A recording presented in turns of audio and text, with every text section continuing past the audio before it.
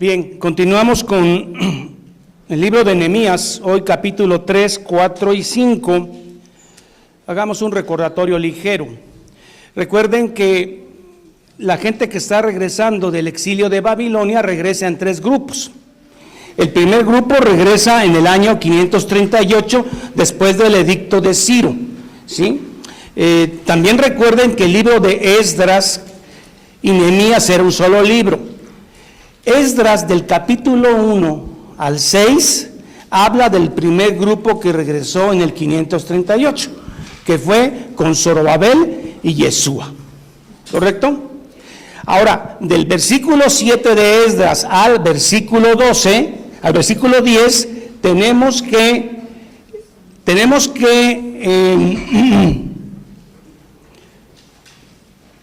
ver el segundo regreso, que es el regreso de, díganmelo hermano, Esdras, eso. Y eso fue en el año 458, el segundo grupo, ¿de acuerdo? Ahora, entramos al tercer grupo, el que regresa en el tercer grupo, que es Nehemías. El grupo tercero regresa en el año 445. ¿Estamos de acuerdo? Bueno. También dividimos el libro de Nehemías en tres partes. Del capítulo 1 al 7, ¿qué dijimos que era? Muy bien, capítulo 1 al 7. Leo, del capítulo 8 al 12, la construcción del muro espiritual, ya no el físico, del muro espiritual. Por eso usted ve en 8.1 por primera vez a los dos personajes juntos, a Esdras y Nehemías, iniciando el muro espiritual con la lectura del Pentateuco texto a texto, ¿sí? Porque el Pentateuco está escrito en hebreo, pero toda esta gente ya habla en arameo. Entonces hay que hacer una exégesis, una exposición para que la gente entienda la escritura, ¿sí? Entonces, del 8 al 12 es donde se termina el muro espiritual, que es volver a la Torá, quitar los matrimonios mixtos, regresar el diezmo de esa época y seguir la palabra de Dios. Recuerden que Esdras había traído la sinagoga a Jerusalén. Bueno, entonces ya dijimos que del 1 al 7, muro físico. Del 8 al 12, muro espiritual con la lectura. Y del 12 al 13 hay 9 años de diferencia, ¿sí? Porque es cuando Nehemías regresa con Artajerjes, ¿sí? Y 9 años después regresa y en el capítulo 13 encuentra nuevamente los mismos pecados. ¿Vamos bien?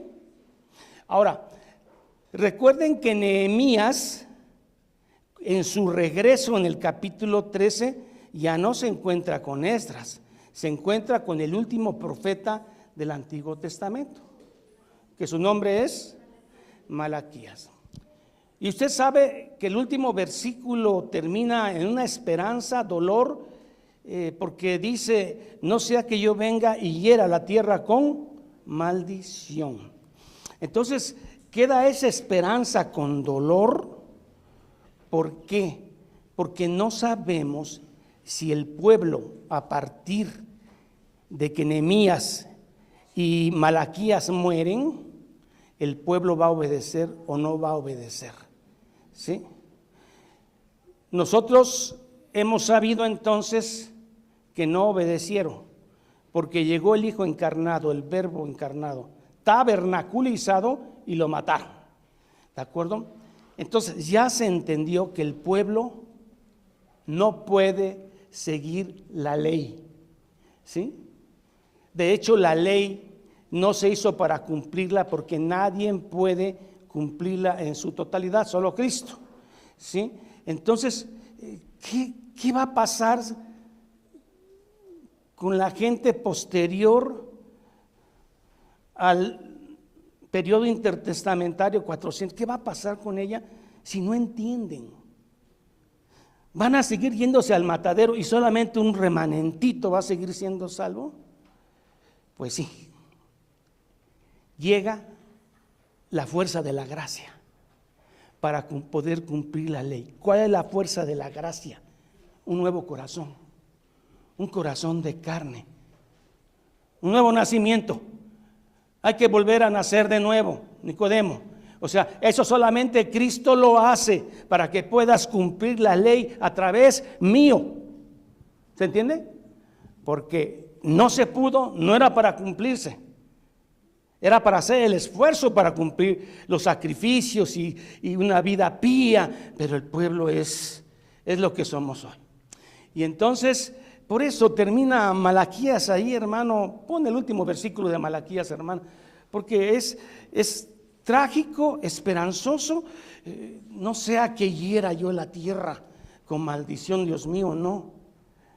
400 años llega el Verbo hecho carne, tabernaculizado, viviendo en nosotros, dando su vida por nosotros, y entonces entra el nuevo pacto. Jeremías 31, Ezequiel 38, dice: os daré un corazón nuevo. Hay que nacer de nuevo. Mujer, no es aquí ni allá, porque Dios anda buscando ahora adoradores en espíritu y en verdad. Ya no hay un lugar donde alabarlo, porque ya Dios no habita templos hechos por las manos del hombre, sino Dios habita en un templo de piedras vivas que somos nosotros, y hay que construirlo como Nehemías. Y él hará volver, hablando del Mesías que iba a enviar, hará volver de los padres hacia los hijos, o sea, reconciliarse. Y el corazón de los hijos hacia los padres. Una familia mala da una sociedad mala. Y no sea que yo venga y hiera la tierra con maldición. Entonces termina el Antiguo Testamento, empiezan 400 años de silencio donde Dios no habla a través de profetas, pero Dios controla la historia. Y el hermano va a dar el estudio del periodo intertestamentario. Sí, Dios ya no usó profetas, pero Dios controla hasta la caída de una hoja en el periodo intertestamentario. ¿De acuerdo? Entonces, el nuevo pacto en tu sangre. Este es el nuevo pacto en mi sangre, donde sí se puede cumplir la ley a través de Cristo, porque Él es el remanente, Él es la vid, Él es la higuera. Recuerden que Israel era representado por la higuera. Yo digo, yo soy la higuera, yo soy la vid, yo soy la puerta, yo soy el camino. Hermano, entonces, ese cambio que se hace es a través de la fe y de la gracia. Ya no ha de cumplir la ley. La ley se cumple cuando tú tienes fe en Cristo, porque estás cumpliendo la fe mayúscula, que es la fe del amor. Por eso el que no ama a su hermano, al que ve, ¿cómo va a decir que ama a Dios al que no ve? Bien, he hecho un resumen rápido. Recuerden, del capítulo 1 al capítulo 12 pasan 12 años. ¿Cuándo regresa Nehemías? ¿En el 4 qué? 45. ¿Sí, hermanos? Es lo que dijimos ahorita, ¿no? 4:45. Se va a estar 12 años en Jerusalén, y él se regresa en el 4:33. ¿Sí? Hagan la suma, la resta, perdón. Son 12 años. O sea que del capítulo 1 de Nehemías al capítulo 12 pasan 12 años. Y luego del capítulo 12 al 13 pasan 9 años. Y él regresa de Persia y encuentra todo peor. ¿Sí? Bueno, ahora sí, el domingo pasado vimos capítulo 1 y capítulo 2. El capítulo 1 contó en que Nehemías es el copero del rey. Dijimos que para ser copero es tu confidente. El copero es al que le confías las copas que te vas a beber y el pollo que te vas a comer. Si viene envenenado, se envenena primero el copero. Pero además de ser así como un cuyo de indias, es más que todo un confidente, el hombre cercano al rey. Y usted, cuando ve en los mapas lo que Persia gobernaba, era todo el mundo conocido. Y estar junto al hombre que es dueño de todo eso, necesita ser un hombre inteligente, empresario, de mente muy rápida, alegre. Y entonces cuando él pone la cara larga, ¿sí? Porque está triste, Y a mí qué importa que estés triste, estás para alegrarme, ¿no? Se estaba jugando el cuello, Nehemías, pero Dios estaba con él. Y entonces no solamente le dice, ¿qué quieres? ¿Qué pides? No, pues quiero reconstruir los muros porque están deshechos de mí. Anda, ve. Y le da dinero y le da una guardia persa y llega. Capítulo 2. Al final del capítulo 2, él hace un recorrido a la destrucción de las murallas, sale por la puerta del valle y regresa en la puerta del valle. No le avisa a nadie. Ahí dejamos el capítulo 2. ¿De acuerdo?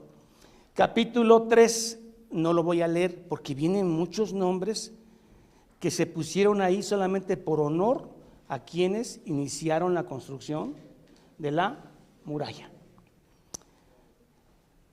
En Nehemías vienen 10 puertas, al menos en el texto de Nehemías. Pero en Apocalipsis, en la Nueva Jerusalén, habla de 12 puertas. No les voy a explicar por qué la diferencia, porque no da tiempo para todo. Ahí búsquenle. Entonces, hermana, ¿tienes un mapa de las puertas? Son 10 puertas. En una puerta entraban las ovejas, ¿no? Siempre me confundo con abejas, es ovejas. Bueno, miren, las puertas que va a reconstruir Nehemías son 10 y las va a reconstruir en sentido contrario a las manecillas de un reloj.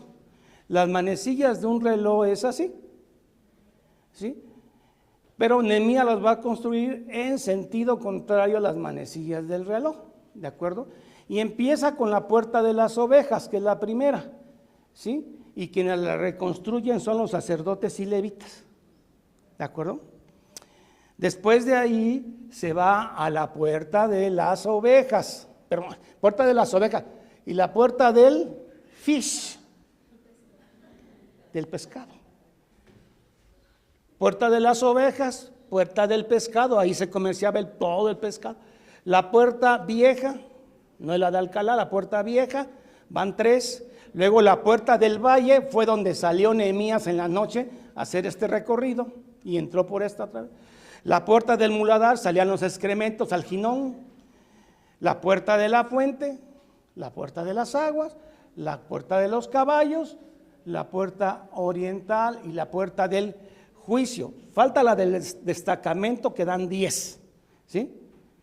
10 puertas de Nehemías. Pero estas otras 2 puertas que ven acá en este mapa son unas puertas interiores, no es muralla, ¿sí? Aquí vieron otra, la de Efraín y la de la cárcel, pero esas no son contadas por Nehemías porque no están en la muralla, ¿de acuerdo?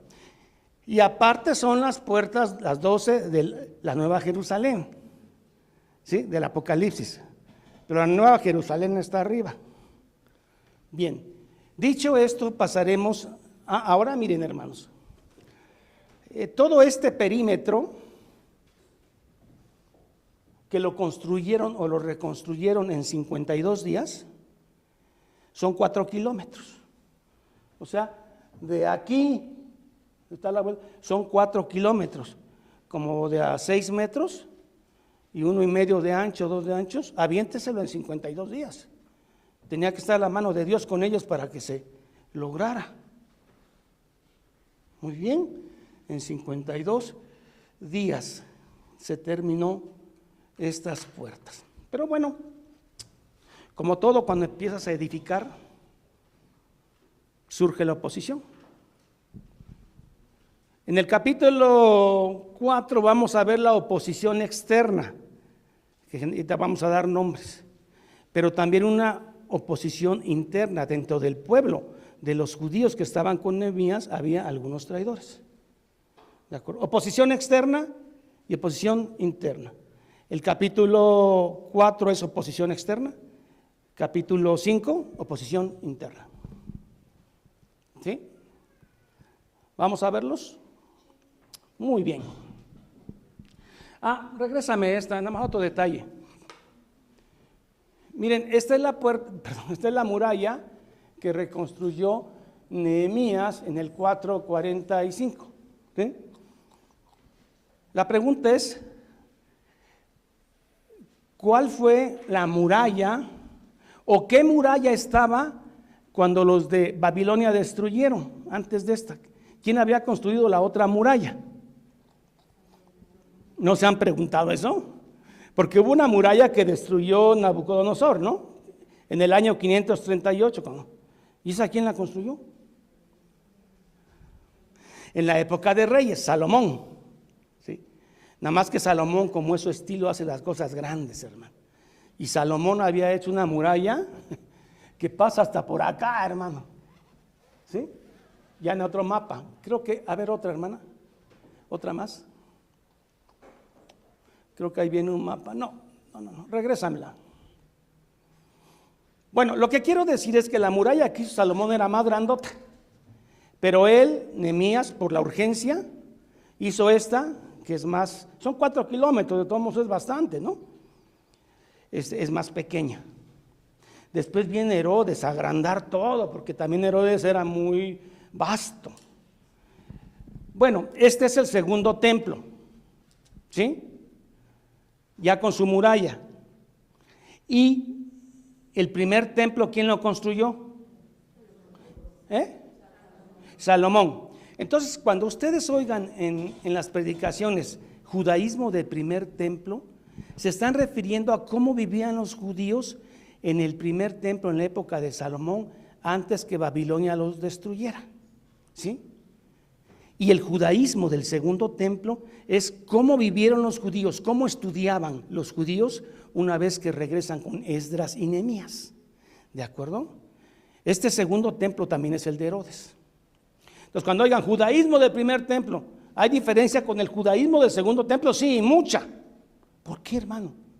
Bueno, en el judaísmo del primer templo solo eran sacrificios, sacerdocio y tributo. No había casi enseñanza bíblica. Eso era para los sacerdotes, el Pentateuco, ¿sí? Era más sacrificial. Ahora, en el segundo templo, cuando ya vienen aprendiendo la lección, ya vienen deseosos de estudiar el Pentateuco. ¿Y en dónde lo van a estudiar? En las sinagogas, que fue algo que inventó Esdras estando en Babilonia. Y después forma la gran sinagoga. Bueno, entonces, la diferencia del segundo templo a del primer templo, judaísmo del segundo templo al primer templo, es que el judaísmo del segundo templo ya no solo es sacrificio, sino es lectura bíblica. Y ahí se ponen de moda los rabinos, que no eran más que escribas que enseñaban al pueblo. Y surge el rabinismo, pero el rabinismo no existió en el judaísmo del primer templo. ¿Se está entendiendo esto, hermanos? Por eso cuando ya le hablen judaísmo, ya saben a qué se está refiriendo.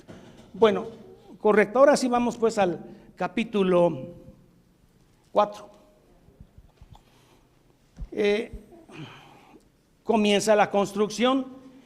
Voy a leer el capítulo 4 salteándome varios versículos para ser breve, ¿no?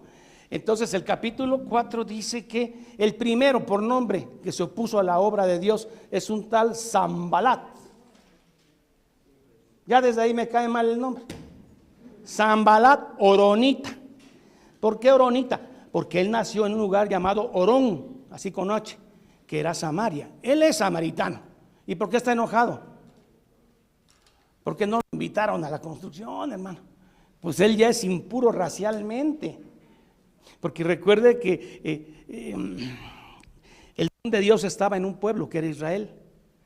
Y esas tribus se habían ido, las del norte, y se había mezclado con persas y con todo, y ya no eran puros, eran samaritanos. Por eso samaritanos y judíos no se hablan, decía el Nuevo Testamento.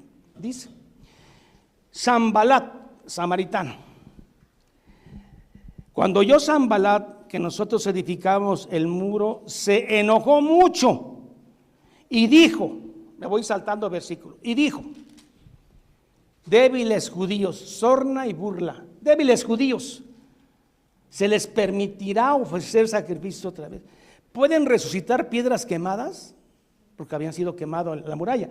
Resucitarán los montones de polvo y piedras quemadas, y se le une otro a burlarse más, otro que es re malo, Tobías, amonita, descendiente de quién? De con su hija. Enoc, ¿no? Perdón, Lot con una de sus hijas, Amón, y otra Moab. Bueno, aquí están mezclados todos contra los judíos. Están los filisteos, están los amonitas, están todos. Débiles judíos resucitarán piedras quemadas, y se agrega otro a burlarse, Tobías, amonita, que dijo: si una zorra se sube a ese muro, se va a caer. Ya van dos ahí. Y entonces, vean la sabiduría de este hombre, que además de tener una mente empresarial, mire, Esdras no es como Nehemías.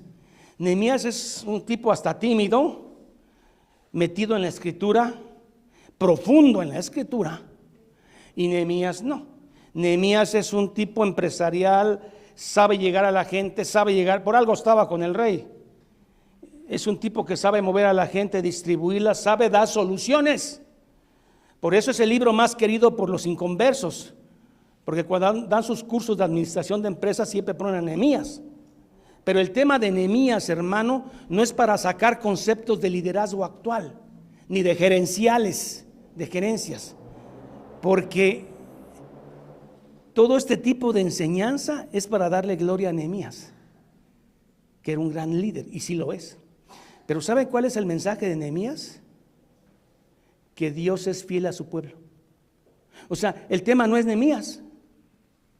El tema no es que lo hizo en 50, sino cómo Dios es fiel con su pueblo a través de Nehemías. ¿Sí cambia? ¿Cambia el asunto? Bueno, ya le empezamos a dar a los vendedores. Si una zorra se sube, se caerán, dice. Oye, entonces Nehemías recurre a donde está el poder. No se va y no le contesta sus injurias, sino que él dice: oye Dios, lo que están hablando. Y él hace una oración imprecatoria. ¿Qué son las oraciones o los salmos imprecatorios? Son aquellos en los que tú dices: Señor, hazles mal, porque se están burlando de ti. ¿Sí? Hay que tener cuidado y hay que saber cuándo hacer un salmo o una oración imprecatoria. La oración imprecatoria normalmente es pública, porque es cuando se hace una ofensa pública a Dios. Entonces, públicamente tú haces una imprecación para que aquellos que se han burlado públicamente de Dios, también de esa manera Dios se los ajusticie. ¿Sí? Nunca la oración imprecatoria es en privado. Decir: ay, que le vaya mal al hermanito, que se le ponche la llanta de su carro, que no arranque su carro. ¿Sí? Porque ha hablado, siempre son públicas. Ese es imprecatorio, ¿no? Ahora que vayamos a los salmos, pienso, hermano, que si Dios permite, después del periodo intertestamentario, irnos a algunos salmos y estudiar su clasificación, su hermosura, su descripción, su poesía. Va a ser lindo. Entonces, vean en el verso 3 al final: oye, oh Dios, dice Nehemías, nuestro, somos objeto de menosprecio, y vuelve su burla de ellos sobre su cabeza. Entrégalos por despojo en la tierra de su cautiverio. Ay, no, eso no es amar al prójimo. Ellos se han burlado de Dios y Él pide que Dios les haga justicia.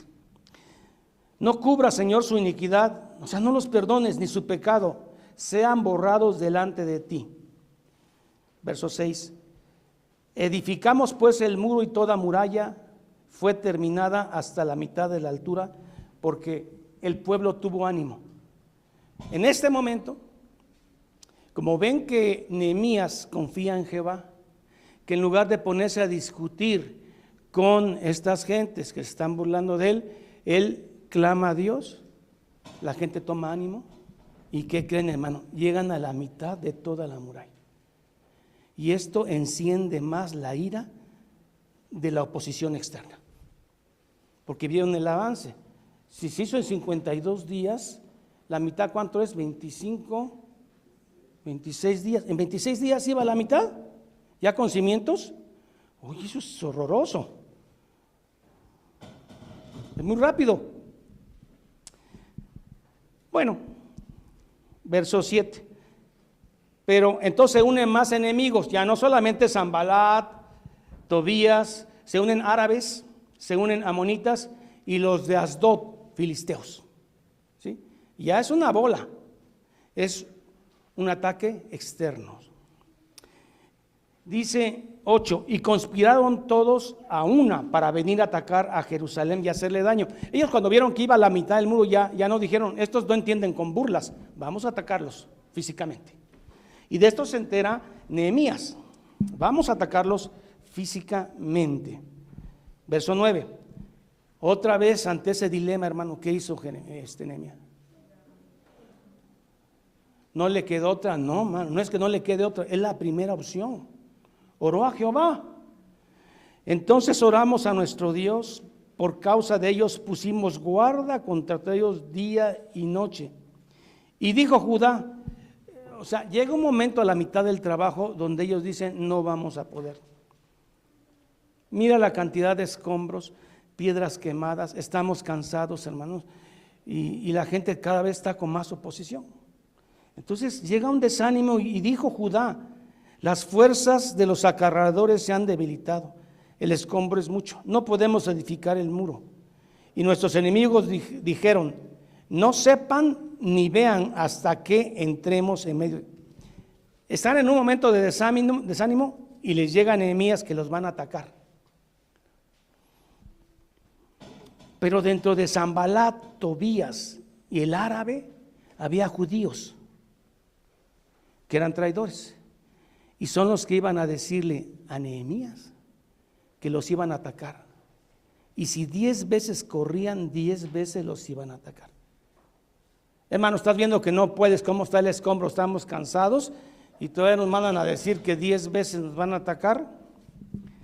Dice, verso 12, pero sucedió que cuando venían los judíos que habitaban entre ellos, nos decían hasta 10 veces, de todos lugares de donde volvieres, ellos caerán sobre nosotros. Aquí no es Nehemías el héroe, el Nehemías es el medio, pero es Jehová atrás de él, haciendo a un hombre grande. O sea, esto no es para sacar principios de administración empresarial actual, 10 síntomas de un liderazgo genuino, no. Esto es para que veas cómo Dios es fiel con su pueblo. ¿Sí? ¿Se está entendiendo el mensaje? Bueno, aquí vemos que por eso es grande Nehemías. Mira, Nehemías tiene una cabeza que no tiene Esdras. Esdras tiene cabeza. ¿Tú qué crees que está haciendo Esdras ahorita? Está enseñando en las sinagogas. Pero Nehemías tiene cabeza logística, cómo mover a la gente, cómo sentir. Este es el espíritu de los estadistas. Los estadistas están viendo a futuro cómo se va a mover un país, cómo se va a mover el otro, quién va a atacar, cómo va a subir la bolsa, cómo va a bajar. Dice, esto es así, lo movemos así. No todo líder nacional es un estadista, ¿sí? Pero este es un estadista nato. Tiene una cabeza preciosa, Nehemías, pero ¿sabes quién se la dio? Dios. Y él reconoce que es Dios el que le dio esa cabezota tan chula para poder dirigir a la gente de una manera tan bonita y tan piadosa. Ahora miren, en el verso 14 dice, por eso también es grande Nehemías, no temáis delante de ellos, acordaos del Señor grande y temible. Acuérdense que a nuestros abuelitos los sacaron de Egipto con mano poderosa. Acuérdense, es el mismo Dios de Egipto el que está con nosotros en esta muralla. No teman. Además, acuérdense, ellos están peleando por dinero y envidia, mas nosotros estamos peleando por defender a nuestra familia, a nuestros hijos, nuestras esposas, nuestros nietos. Seamos valientes.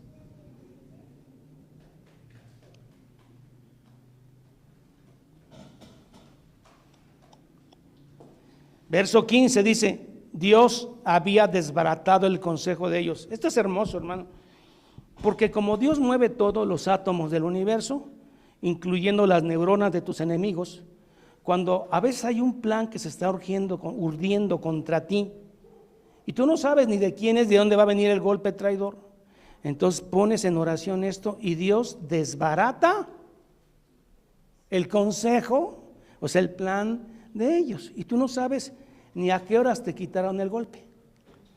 Porque de eso se encarga Dios cuando le temen. Por eso el temor a Dios es el amor a Dios.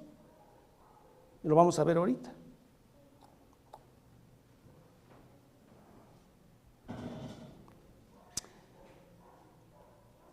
Verso 15 dice, tu Dios ha desbaratado el consejo de ellos.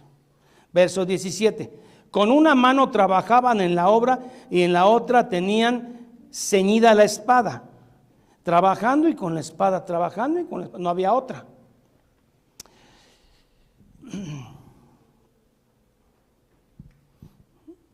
Si tú pudieras ver como un dron cómo se está construyendo la muralla, ve los 4 kilómetros. Ya van a la mitad todo el perímetro de la muralla, pero ves grupos aislados. O sea, pueden entrar por cualquier lado, la muralla todavía no está tan alta. Entonces dice Nehemías, trompeteros, trompeta, hermanos, porque cuando oigan la trompeta en algún lugar, todos van a correr a ese punto y vamos a defender porque Dios está con nosotros. Trompetas. ¿Sí? Esa es logística, esa es mente brillante.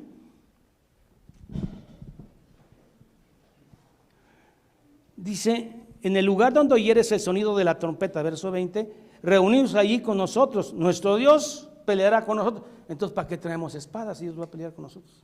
¿Sí? O sea, la responsabilidad humana y la soberanía de Dios. Dios va a pelear por ustedes, soberanía de Dios, pero ustedes tienen responsabilidad humana. La pala y la espada, por favor. ¿Sí? Las dos cosas.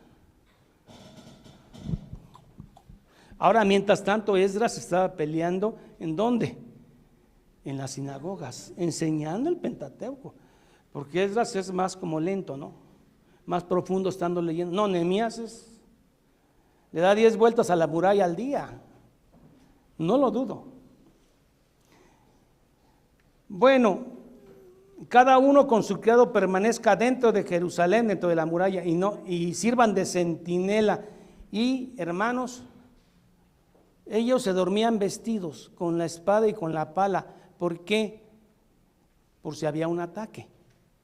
Y para dormir 2-3 horas y no tardarte en ponerte la ropa. Solo se desnudaban cuando se iban a bañar, ¿no? Entonces la muralla se construyó en 52 días. Ponle que se bañen 2 veces. Con 2 veces que se hayan bañado ya. No se bañaba la gente diario ahí, no había mucha agua. Entonces, pues ya son conjeturas que yo hago. No vienen en la Biblia. Pero no se cambiaban diario, pues perder el tiempo en ese momento. Capítulo 5. Bueno, ya vieron, 23 dice, nos quitamos nuestro vestido, cada uno se desnudaba solamente para bañarse. Capítulo 5. Viene la lucha interna. ¿Sí? Dentro del mismo pueblo había un problema. La codicia, la maldad. ¿Saben qué estaba pasando? La gente había empobrecido. Y entonces los ricos hacían préstamos a los pobres con intereses gravosos, sabiendo que desde Deuteronomio se dijo que si le prestaras a un hermano no debía haber interés, y que cada 7 años las deudas se cancelaban, y que cada 50 años se le devolvía a la tierra de quien era. Si ya habías muerto, se le daba a tu hijo o a tu nieto, pero venía en la misma línea tu tierra, porque la tierra no se vendía. ¿De acuerdo? ¿Qué habían hecho estos judíos que estaban trabajando en la muralla, los ricos? Cuando vieron que sus hermanos empobrecieron, empezaron a prestar a interés gravoso. Y como no pudieron pagar sus hermanos judíos, recibieron a sus hijas como esclavas. ¿Sí? Cuando Nehemías oye esto, dice, no puede ser. Este pueblo no entiende, no cambia. Este pueblo no cambia. Viene del exilio y mira qué está haciendo. Pero ¿saben quiénes fueron las que se quejaron? Las mujeres. Ellas dijeron, no podemos más. ¿Se aguantan otro capítulo?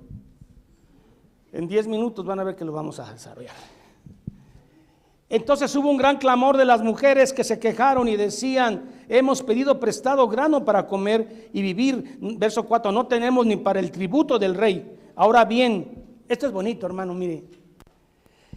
El verso 5, nuestra carne es como la carne de ellos, sí, de los ricos. Es como la carne de nuestros hermanos. Nuestros hijos son como sus hijos. Y aquí nosotros dimos a nuestras hijas en servidumbre. Esto es, mire, solo hay una raza en la humanidad. Para Dios no hay negros, blancos, rojos, ricos, pobres. Socialmente aquí sí hay diferencias, niveles socioeconómicos, pero para Dios somos una sola carne. Y es lo que están diciendo estas mujeres: la carne de mis hijos vale lo mismo que la carne de los hijos de estos que nos están oprimiendo. Tenemos la misma carne. Tenemos ojos, sentimos, sufrimos, nos duele, nos da hambre, somos iguales. ¿Sí? Véanlo, ¿eh? Ahora bien, nuestra carne es como la carne de nuestros hermanos, nuestros hijos como sus hijos, y he aquí que nosotros dimos a nuestros hijos e hijas como esclavas, y algunas están de esclavas, y no podemos rescatarlas porque ni tierra teníamos. Se habían quitado la tierra. Muchos de los que estaban construyendo la muralla. Como ven, el mal está adentro, no solo afuera. Y dice, bueno, el mal está afuera, ya lo estamos combatiendo. Ahora vamos por el mal de adentro. Convoqué una asamblea, como se hacen en los pueblos. Asamblea inmediata, urgente. Megáfono, todos juntos, ahí los quiero ver. Y traigan a los sacerdotes también. Y empieza a darles una regañiza a Nehemías. Dice Nehemías: yo he venido a dármeles a ustedes, traje dinero, ¿sí? Les di de comer y nunca he comprado una tierra, porque sé, él como hombre inteligente de negocio, él sabía que ese era el momento para comprar tierra. ¿Por qué? Porque la gente estaba pobre, tenía hambre, no tenía que comer. Es el momento. Y él fácil, hermano, se había hecho de media Jerusalén para él. Y lo hubiéramos recordado como un hombre con muchas tierras, pero infame. ¿Y saben por qué no compré las tierras? Por temor a Jehová. Por temor a Dios. Y ustedes han dejado a sus hermanos sin tierras, por eso no les pueden pagar. Arrepiéntanse hoy mismo, traigan sacerdotes levitas. Ahí están en la asamblea. Le dice: yo he prestado dinero, dice Nehemías, y no lo voy a cobrar. Al contrario, cada vez que me siento a comer, 150 gentes se sientan conmigo, y todas comen un buey, 6 ovejas o 7 ovejas, palomas, aves y abundante vino. Eso lo pago yo de mi dinero. Y nunca he cobrado como gobernador, como los gobernadores anteriores, incluyendo Zorobabel. ¿Sí me entienden? Así. Zorobabel y otros cobraron. Ellos dijeron: ni un peso he cobrado de lo que me toca, pero además he dado. Pero todo es ¿por qué? Por temor. Entonces, ¿vamos a condonarle esa deuda a todos sus hermanos, sí o no? El pueblo gritó: amén.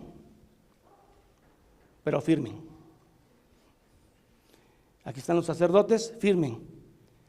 Y si alguien no cumple esto, entonces Nehemías sacó la ropa y hizo esto, que era simbólico.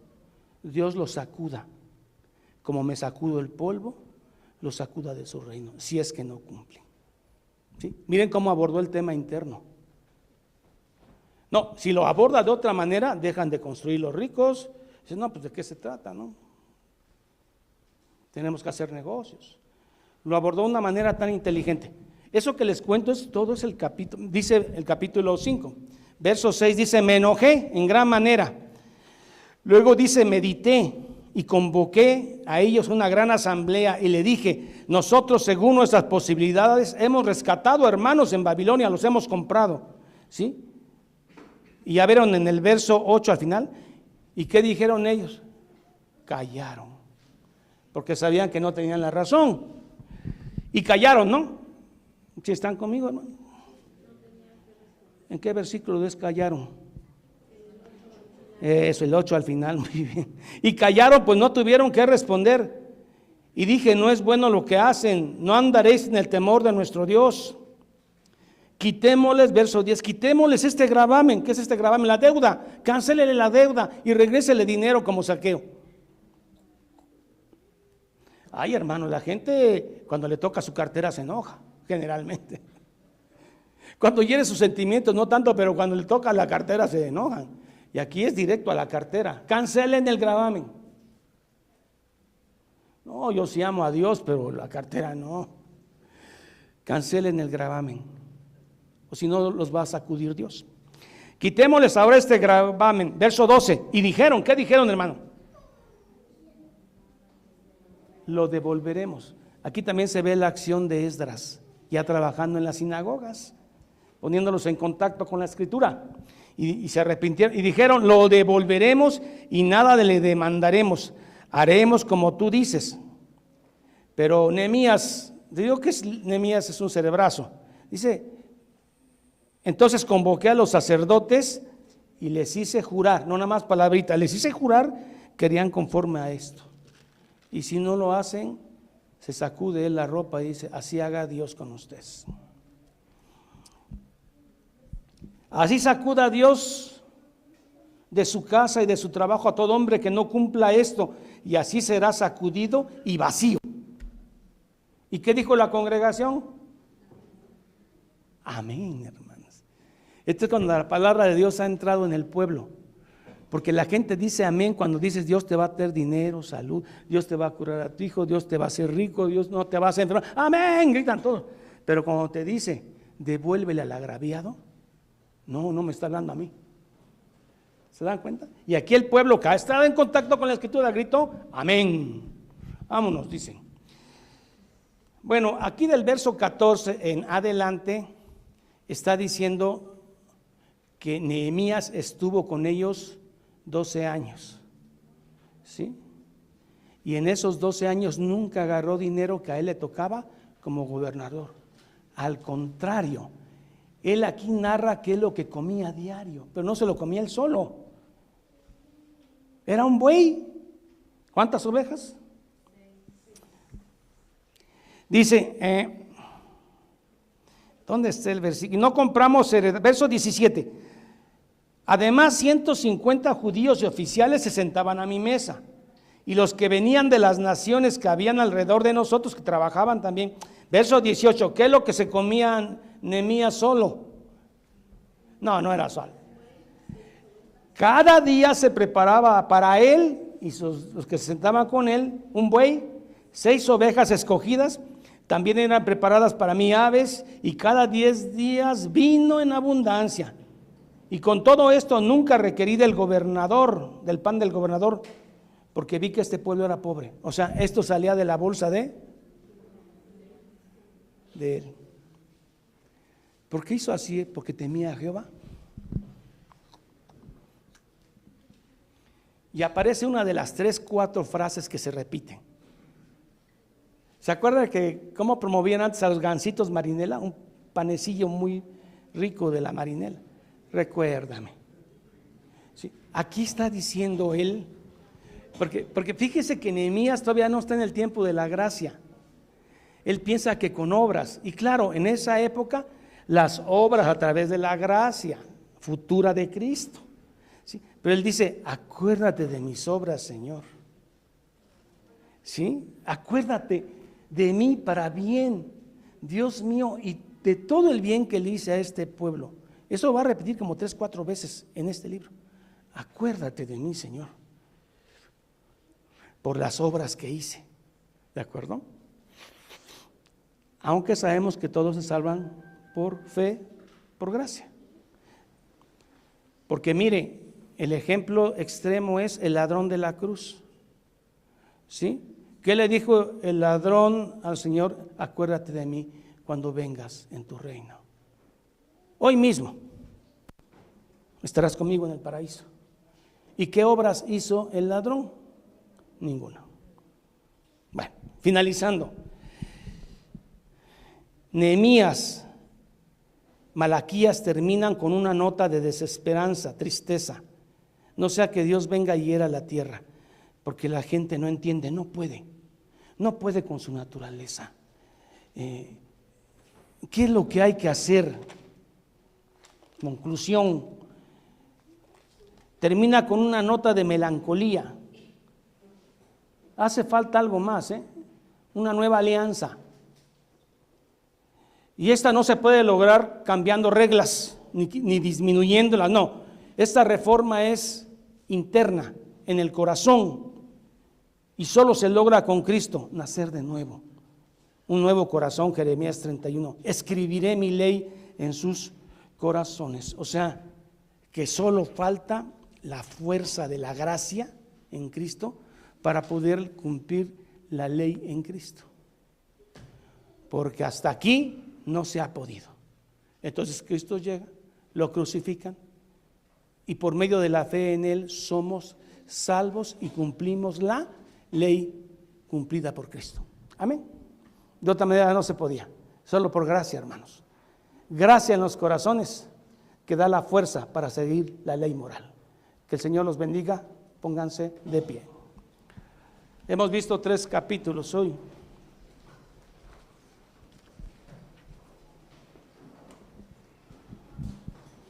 Espero que Dios haya puesto en sus corazones, hermanos, el deseo de estudiar la palabra, de arrepentirse, de temer a Jehová, de tener el deseo de conocer de Él, hermanos. ¿Qué es lo que queremos? Aquí el héroe no es Nehemías, sino es Dios atrás de Nehemías. Este libro no es para sacar conceptos de liderazgo empresarial, administrativo, no. Es para que se vean que Dios es fiel con su pueblo. Y ese pueblo hoy en día somos nosotros, los que hemos creído en Cristo Jesús. Dios es fiel hasta el final. Vamos a orar. Padre, en el nombre de Jesús te damos las gracias. Admiramos a Nehemías, a Esdras, pero sabemos que tú eres el que da el don, el cerebro, la vitamina, la dopamina, das todo para que se cumpla tu voluntad. Señor, gracias por incluirnos en tu pueblo de la fe. Gracias por ser parte de este pueblo en esta generación. Gracias porque amamos, nos gusta, ratifica tu palabra nuestra fe. Señor, ayúdanos a arrepentirnos de nuestros pecados. Señor, ayúdanos a amar tu palabra. Aun como lo hacemos con torpeza, con caída, Señor, queremos seguir siendo tu pueblo. Ayúdanos como a Nehemías, como a Esdras. En el nombre de Cristo Jesús te lo pido. Amén. Amén y amén. Muy bien. Entonces llevamos 5 capítulos del libro de Nehemías. Vamos a despedirnos con las bendiciones sacerdotales, la arónica primeramente, que dice así: Jehová te bendiga y tenga de ti misericordia. Jehová alce sobre ti su rostro, paz. Corintios dice así: la gracia del Señor Jesucristo, el amor de Dios y la comunión del Espíritu Santo sea con todos vosotros. Y el pueblo dice amén. Hermanos, los invito a estudiar Nehemías de aquí del 6, 7 y 8. Sí se pueden dar en una sola sesión, pero léalo, hermano, para que ahorita usted le tome el gusto, el sabor, ¿sí? Los hermanos que nos ven y nos siguen por la red, también pronto terminaremos este libro, iremos al periodo intertestamentario, y si Dios quiere, tocaremos algunos salmos, la área de salmos que ha estado por un tiempo olvidada. Que Dios nos ayude y que Dios los bendiga. Nos vemos el próximo domingo. Amén.